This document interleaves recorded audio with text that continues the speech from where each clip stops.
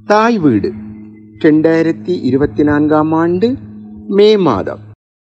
வெயிலும் மின்சக்தியும். எழுதி வாசிப்பவர் வேதநாயகம் தபேந்திரன். வெயிலை ஒரு முதலீடாக கருதி முதலீடு செய்யும் முயற்சியாளர்கள் பலர் இலங்கையில் உருவாகி வருகின்றனர். அதாவது சூரிய சக்தி மூலமாக மின்சாரத்தை உற்பத்தி செய்து அரசாங்கத்திற்கு வழங்கும் முயற்சியாளர்களை அரசாங்கம் நாடெங்கும் ஊக்குவித்து வருகின்றது. யார் என்ன சொன்னாலும் இலங்கை திருநாடு ஏதோ ஒரு வகையில் முன்னேறி கொண்டுதான் இருக்கின்றது. மலிவான விலையில் போதுமான அளவு மின்சாரம் கிடைக்கும் போதுதான் நாடு முன்னேற்றம் அடையும். இலங்கையில் மின்சார உற்பத்தியானது தற்போது பின்வரும் வழிகளில் இடம்பெறுகின்றது. மழை மூலமாக புறப்படும் நீரை பயன்படுத்தி நீர் மின்சாரம், எரிபொருளை உபயோகித்து புறப்படும் அனல் மின்சாரம், காற்றை பயன்படுத்தி காற்றாலை மூலமாக உருவாகும் மின்சாரம், புத்தள நுரைச்சோலையில் உற்பத்தியாகும் அனல் மின்சாரம், சூரிய சக்தி மூலமாக புறப்படும் மின்சாரம். ஒரு காலத்தில் லக்சபான மின்சாரம் என நீர் மின்சாரத்தில் பெருமளவில் தங்கியிருந்த முறைமை இருந்தது. மின்சாரத்தின் அதிகரித்த தேவை, காலத்திற்கு காலம் குறைவடைந்து வந்த மழைவீழ்ச்சி போன்ற காரணங்களால் நீர் மின்சாரத்துடன் அனல் மின்சாரத்தின் மூலமாகவும் மின்சாரம் புறப்பட்டது. அதேவேளை மரபு சாரா சக்தி வளங்களான காற்று, சூரிய சக்தி போன்றவற்றின் மூலமாகவும் தற்போது மின்சாரம் பெறும் நிலைமை உருவாகியுள்ளது. இலங்கையில் மின்சார கட்டணம் குடும்பங்களதும் நிறுவனங்களதும் செலவின கட்டமைப்பில் பாரிய சுமையாக இருக்கின்றது. இந்த நிலைமையை மாற்றியமைக்கும் நிலையை அண்மைய வருடங்களாக அரசாங்கம் செய்து வருகின்றது. நடப்பு 2024 ஆண்டில் சூரிய சக்தி மூலமாக மின்சாரத்தை உற்பத்தியாக்கும் திட்டத்தை வெயில் அதிகமாக கிடைக்கும் வடக்கு மாகாணத்தில் அரசாங்கம் கூடிய அளவுக்கு ஊக்குவித்து வருகின்றது. அதுபோல கிழக்கு, வடமத்திய, தென், மேல் மாகாணங்களிலும் அரசாங்கம் ஊக்குவித்து வருகின்றது. வட மாகாணத்தில் நிலப்பரப்பின் வீதாசாரத்தை விட சனத்தொகை வீதாசாரம் குறைவாக இருக்கின்றது. அதைவிட வெற்றி நிலங்கள், தரிசு நிலங்கள் பல இருப்பதனால் சூரிய சக்தி மின்கலங்களை பொருத்துவது இலகுவானதாக உள்ளது. நாட்டின் வடக்கு மாகாணம்தான் ஏனைய 8 மாகாணங்களுடன் ஒப்பிடும்போது வெயிலே அதிகமாக பெறுகின்ற மாகாணமாக உள்ளது.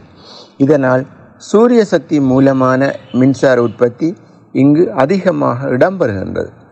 வடக்கில் தற்போது அரச தனியார் கூட்டுறவு நிறுவனங்களும் தனி ஆள்களும் சூரிய சக்தி மூலமான மின்சார உற்பத்தியை செய்யும் முயற்சிகளில் பரவலாக ஈடுபட்டு வருகின்றனர். இன்னொரு வகையில் சொல்லப்போனால் அரசாங்கத்திற்கு சூரிய சக்தி மூலமான மின்சாரத்தை விற்று அதன் மூலமாக லாபம் உழைக்கும் புதிய வகை வியாபாரம் ஒன்று உருவாகி வளர்ந்து வருகின்றது. 2015 ஜனவரியில் ஜனாதிபதியாக பதவியேற்ற மைத்திரிபால சிறிசேன அரசாங்கத்தின் காலத்தில் சூரிய சக்தி மூலமாக மின்சாரம் பெறும் முயற்சியாளர்களை ஊக்குவித்தனர். அதன் நீட்சியாக தற்போது அரசாங்கமும் சூரிய சக்தி மின் உற்பத்தியாளர்களை ஊக்குவித்து வருகின்றது. சூரிய சக்தி மூலமான மின் உற்பத்தி உபகரணங்களை பொருத்தி கொடுக்கும் வியாபார நிறுவனங்கள் பல இயங்கி வருகின்றன.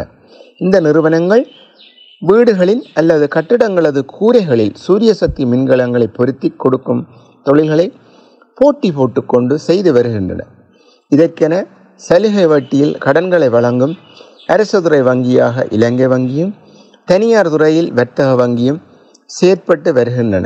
தற்போது இதற்குரிய கடன் 15.5% வட்டியில் வழங்கப்பட்டு வருகின்றது. இந்த வங்கிகள் சூரிய சக்தி மின்கலங்களை பொருத்தும் சில நிறுவனங்களுடன் விசேட ஒப்பந்தத்தை செய்து 10% வட்டியில் கடன் வழங்கி வருகின்றன. இலங்கையில் நாட்டை தூர நோக்குடன் நேசிக்கும் அரசியல் தலைவர்கள், அதிகாரிகள் தொகை மிக மிக குறைவாக உள்ளமையால் அபிவிருத்தியில் பின்தங்கிய நிலையில் நாடு உள்ளது. மின்சாரத்திற்கான கட்டணம் அதிக தொகையாக உள்ளமையால் நாட்டின் பொருளாதார வளர்ச்சி பாதிக்கப்படுகின்றது. சூழல் பாதிப்பு, பக்க விளைவு எதுவுமின்றிய சூரிய சக்தி மூலமான மின் உற்பத்தி தொடர்பாக அரசாங்கம் முற்போக்கான பல நடவடிக்கைகளை எடுத்து வருகின்றது. இந்தியாவின் சன்ஃப்ளவர் நிறுவனம் இலங்கையின் வடக்கு கிழக்கு மாகாணத்தில் 30 லட்சம் ரூபா பெறுமதியான 25,000 வீடுகளை நன்கொடையாக கட்டி கொடுக்க முன்வந்துள்ளது. இந்த வீட்டு திட்டத்தில் வீடுகளை பெறுவோர் 20 வருடங்களுக்கு தமது வீட்டை விற்கவோ நன்கொடையாக வழங்கவோ முடியாது. வீடுகளை கட்டி நன்கொடையாக வழங்க உள்ள சன்ஃப்ளவர் நிறுவனம் தலா 20 கிலோவாட்ஸ் மின்சாரத்தை உற்பத்தி செய்யக்கூடிய 25,000 சோலார் பேனல்களை நிறுவ உள்ளது. அதன் மூலமாக கிடைக்கும் மின்சாரத்தை 20 வருடங்களுக்கு இலங்கை மின்சார சபைக்கு வழங்கி அதன் வருமானத்தை பெற்றுக்கொள்வார்கள். சூரிய சக்தி மூலமான மின்சாரத்தின் விற்பனவு பெறுமதி ஒரு வீட்டை அன்பளிப்பாக கட்டி கொடுக்கும் அளவுக்கு லாபகரமானதாக உள்ளது. ஆஸ்திரேலிய தனியார் நிறுவனம் ஒன்று 1200 மில்லியன் அமெரிக்க டாலர் பெறுமதியில் சூரிய சக்தி மின்கலங்களை கிளிநொச்சி மாவட்டத்தின் பூநகரி பிரதேசத்தில் அமைக்க உள்ளது. அதன் மூலமாக பெறும் மின்சாரத்தை இலங்கை அரசாங்கத்திற்கு விற்பனை செய்ய உள்ளது. இதேபோல இந்திய நிறுவனம் ஒன்று யாழ்ப்பாணத்தின் அனலதீவு, நெடுந்தீவு, நயினாதீவு போன்ற பிரதேசங்களில் சூரிய சக்தி மின்கலங்களை பொருத்தி அதனால் பெறப்படும் மின்சாரத்தை இலங்கை அரசாங்கத்திற்கு விற்பனை செய்ய உள்ளது. காற்றாலை மூலமான மின்சக்தி பெறும் பொறிமுறை மன்னார், யாழ்ப்பாணத்தின் கீரதீவு, அருகுவழி, புலோப்பளை போன்ற பிரதேசங்களில் ஏற்கனவே உள்ளது.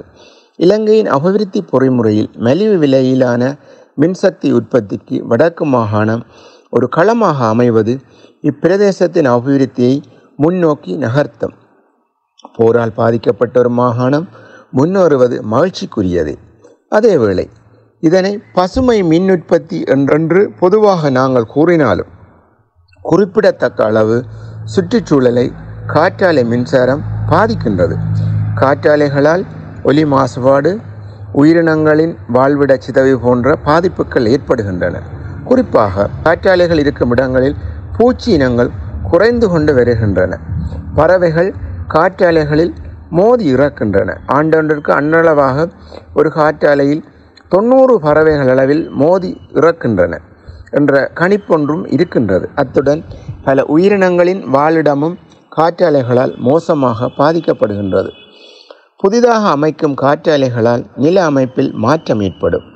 அந்த இடங்களில் புதிதாக உருவாக்கப்படும் சாலைகள், அதிக மக்கள் நடமாட்டம், அதிகரிக்கும் வாகன போக்குவரத்து, காற்றாலைகளால் ஏற்படும் ஒலி போன்றவற்றால் பறவைகளின் வாழ்விடங்கள் பாதிக்கப்படுகின்றன.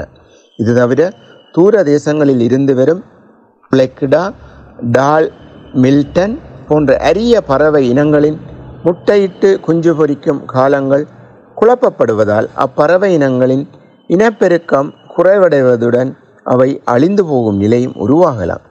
பெரும்பாலான ஆய்வுகளின் கணிப்புப்படி பருந்துகள், கழுகுகள், வல்லூறுகள் உள்ளிட்ட இரைகொல்லி பறவைகளே பெரிதும் பாதிக்கின்றன. உணவுச் சங்கிலியில் மிக உயர்ந்த இடத்தில் இருக்கும் இதுபோன்ற இரைகொல்லி பறவைகளின் ஆயுட்காலம் அதிகம். அதே நேரம் அவற்றின் பிறப்பு வீதமும் எண்ணிக்கை மிக மிக குறைவே. எனவே காற்றாலைகளால் இப்பறவைகளின் இறப்பு விகிதம் அதிகமாகும் போது இயற்கை சமநிலை பெரிதாக பாதிக்கப்படும். நன்றி.